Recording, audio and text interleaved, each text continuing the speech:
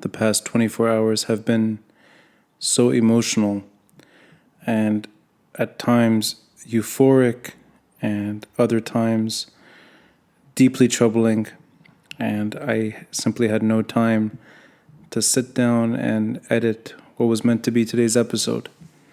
I instead tried my best to turn my emotions into words and ended up posting something online that I shared a few hours ago, and I thought I'd read it here.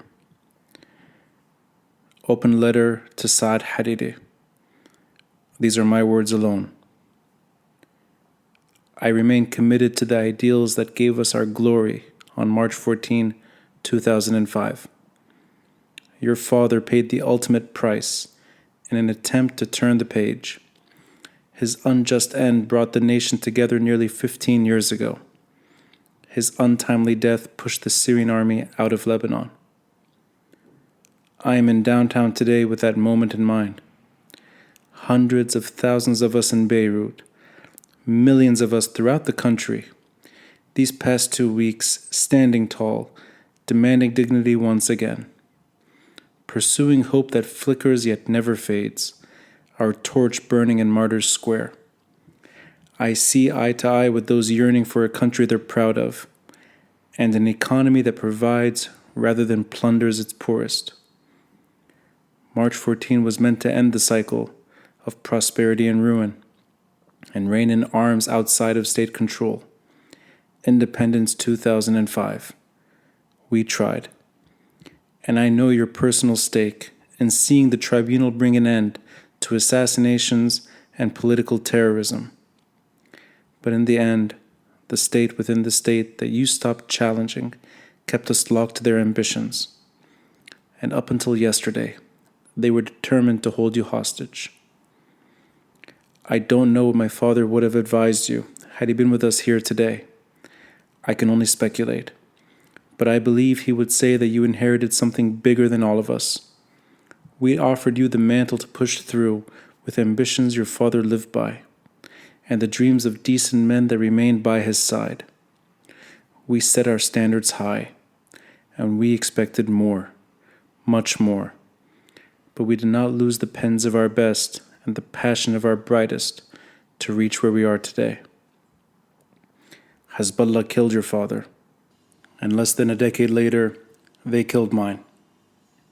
My life's work is to keep Muhammad Bahat Shatah's words alive, and in the spirit of his last breath, Hezbollah is determined to rule us today the way Assad ruled us before. They are the reason every visible politician you quarrel or reluctantly agree with remains committed to illegitimate weaponry.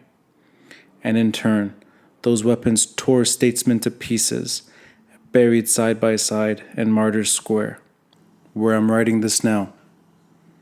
As the son of your senior advisor, and with all due respect to your best efforts these past 15 years, thank you for resigning.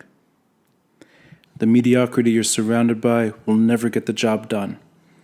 It was a decision later than most of us wanted, but it was the right one in the end.